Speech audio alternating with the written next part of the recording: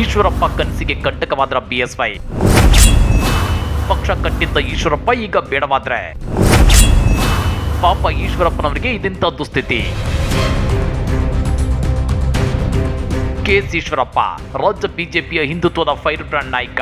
ಇವರು ಬಾಯಿ ಬಿಟ್ಟರೆ ವಿವಾದಾತ್ಮಕ ಹೇಳಿಕೆಗಳೇ ಹೊರಬರುತ್ತಿವೆ. ಕಾಂಗ್ರೆಸ್ ನಾಯಕರು ಅದರಲ್ಲೂ ಸಿಎಂ ಸಿದ್ದರಾಮಯ್ಯ ವಿರುದ್ಧ ಇವರು ಆಡೋ ಮಾತುಗಳು ತೀರಾ ಅತಿರೇಕಕ್ಕೆ ಹೋಗಿರ್ತವೆ.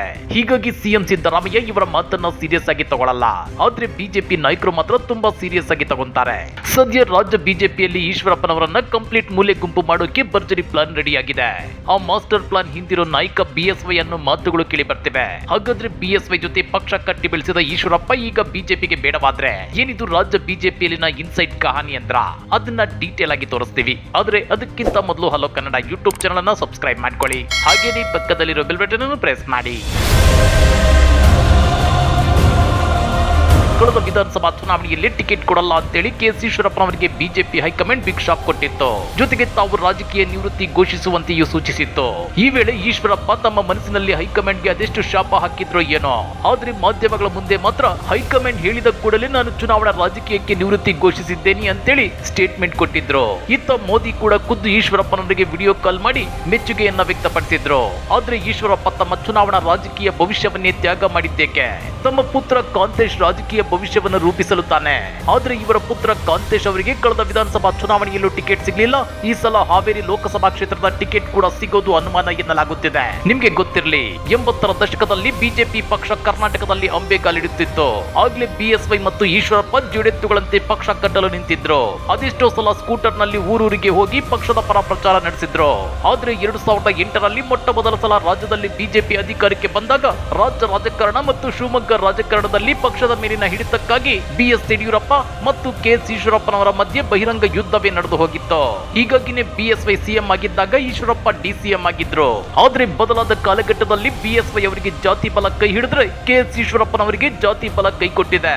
ಜೊತೆಗೆ ಮುಂಗೋಪಿಗಳಾಗಿರೋ ಬಿಎಸ್ವೈ ಮತ್ತು ಈಶ್ವರಪ್ಪ ಇಬ್ಬರು ಒಟ್ಟಿಗೆ ಬೆಳೆದ್ರು. ಸ್ವಲ್ಪ ತಾಳ್ಮೆ, ಮಾತಿನ ಮೇಲೆ ಹಿಡಿತ ಹೊಂದಿರೋ ಬಿಎಸ್ವೈಗೆ ಅದೃಷ್ಟ ಕುಲಾಯಿಸಿದೆ. ಬಿಎಸ್ ಯಡಿಯೂರಪ್ಪ ಚುನಾವಣಾ ರಾಜಕೀಯಕ್ಕೆ ನಿವೃತ್ತಿ ಘೋಷಿಸಿದ ಮೇಲೂ ಅವರ ಪುತ್ರನಿಗೆ ಎಂಎಲ್ಎ ಟಿಕೆಟ್ ಸಿಕ್ತು. ಆನಂತರ ಬಿಜೆಪಿ ರಾಜ್ಯಾಧ್ಯಕ್ಷ ಹುದ್ದೆಯೂ ಒಲಿದಿದೆ. ಆದ್ರೆ ಈಶ್ವರಪ್ಪನವರ ಕತೆ ನೋಡಿ, ಅವರ ಮಗನಿಗೆ ಎಂಎಲ್ಎ ಟಿಕೆಟ್ ಸಿಗ್ಲಿಲ್ಲ. ಈಗ ಹಾವೇರಿ ಲೋಕಸಭಾ ಕ್ಷೇತ್ರದ ಚುನಾವಣಾ ಟಿಕೆಟ್ ಸಿಗುತ್ತೆ ಅನ್ನೋ ಯಾವ ಗ್ಯಾರಂಟಿಯೂ ಇಲ್ಲ. ಪಕ್ಷ ಸಂಘಟನೆಗಾಗಿ ಸತತವಾಗಿ ದುಡಿದ ಈಶ್ವರಪ್ಪ ಪಕ್ಷದಲ್ಲಿ ಒಂದು ರೀತಿ ಒಬ್ಬಂಟಿಯಾಗಿದ್ದಾರೆ.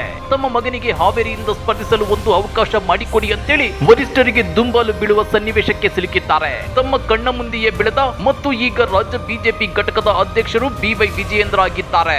ಆದ್ರೆ ಅವರ ನಾಯಕತ್ವವನ್ನು ಒಪ್ಪಿಕೊಳ್ಳುವ ಅನಿವಾರ್ಯ ಪರಿಸ್ಥಿತಿಗೂ ಈಗ ಅವರು ಇಷ್ಟವಿಲ್ಲದಿದ್ದರೂ ಸಿಲುಕಿದ್ದಾರೆ. ವಿಜಯೇಂದ್ರ ಅವರನ್ನ ರಾಜ್ಯಾಧ್ಯಕ್ಷರನ್ನಾಗಿ ಮಾಡುವ ಸಂದರ್ಭದಲ್ಲಿ ಬಿಜೆಪಿ ದಿಲ್ಲಿ ನಾಯಕರು ಸೌಜನ್ಯಕ್ಕಾದರೂ ತಮ್ಮ ಜೊತೆ ಸಮಾಲೋಚಿಸಿಲ್ವಲ್ಲ ಅನ್ನೋ ನೋವು ಕೆಎಸ್ ಈಶ್ವರಪ್ಪನವರನ್ನ ಕಾಡುತ್ತಿದೆ. ಶಿವಮೊಗ್ಗ ಜಿಲ್ಲಾ ಪಂಚಾಯಿತಿ ಸದಸ್ಯರಾಗಿ ರಾಜಕಾರಣದಲ್ಲಿ ತಮ್ಮನ್ನ ಗುರುತಿಸಿಕೊಂಡಿರೋ ಕಾಂತೇಶ್ಗೆ ಹಾವೇರಿಯಿಂದ ಸ್ಪರ್ಧೆಗೆ ಟಿಕೆಟ್ ಸಿಕ್ಕರೆ ಮೋದಿ ಜನಪ್ರಿಯತೆ ಮತ್ತು ಬಿಎಸ್ ಯಡಿಯೂರಪ್ಪನವರ ಪ್ರಭಾವ ಹಾಗೇನೆ ಅಧಿಕ ಜನಸಂಖ್ಯೆಯಲ್ಲಿರೋ ಹಿಂದುಳಿದ ವರ್ಗಗಳ ಮತದಾರರು ತಮ್ಮ ಕೈ ಹಿಡಿಯಬಹುದು ಅನ್ನೋ ದೂರಗಾಮಿ ಲೆಕ್ಕಾಚಾರ ಈಶ್ವರಪ್ಪನವರದ್ದು. ಆದ್ರೆ ಆಂತರಿಕ ಕಚ್ಚಾಟ ಹೆಚ್ಚಾಗುತ್ತಿರೋ ಬಿಜೆಪಿಯಲ್ಲಿ ಅವರ ಆಸೆ ಈಡೇರುತ್ತಾ ಅನ್ನೋ ಪ್ರಶ್ನೆ ಹುಟ್ಟುಕೊಂಡಿದೆ. ಮಾಜಿ ಸಚಿವ ಹಾಗೂ ಈಶ್ವರಪ್ಪನವರ ಬೆಂಬಲಿಗ ಎಂದೇ ಗುರುತಿಸಿಕೊಂಡಿರುವ ಬಿಸಿ ಪಾಟೀಲ್ ಈಶ್ವರಪ್ಪನವರ ಪ್ರಯತ್ನಕ್ಕೆ ಅಡ್ಡಗಾಲಾಗಿದ್ದಾರೆ. ಇತ್ತ ರಾಜಾಹುಲಿ ಬಿಎಸ್ವೈ ಅವರಿಗೂ ರಾಜಕಾರಣದಲ್ಲಿ ಆಗಿಂದಾಗಿ ಟಕ್ಕರ್ ಕೊಡ್ತಿದ್ದ ಈಶ್ವರಪ್ಪ ಕಳೆದ ಸಲ ಬಿಎಸ್ವೈ ಸಿಎಂ ಆಗಿದ್ದಾಗ ತಮ್ಮ ಖಾತೆಯಲ್ಲಿ ಬಿಎಸ್ವೈ ಕೈ ಆಡಿಸುತ್ತಿದ್ದಾರೆ ಅಂತೇಳಿ ರಾಜ್ಯಪಾಲರಿಗೆ ಪತ್ರ ಬರೆದಿದ್ರು. ಹೀಗಾಗಿ ಸದ್ಯ ರಾಜ್ಯ ಬಿಜೆಪಿಯ ಪ್ರಮುಖ ನಿರ್ಧಾರಗಳು ಬಿಎಸ್ವೈ ಮತ್ತು ಅವರ ಪುತ್ರ ಬಿವೈ ವಿಜಯೇಂದ್ರ ಅವರ ಕೈ ಸೇರಿರೋದ್ರಿಂದ ಬಿಎಸ್ವೈ ಈಶ್ವರಪ್ಪ ಮತ್ತು ಅವರ ಪುತ್ರ ಬೆಳೆಯೋಕೆ ಬಿಡ್ತಾರ.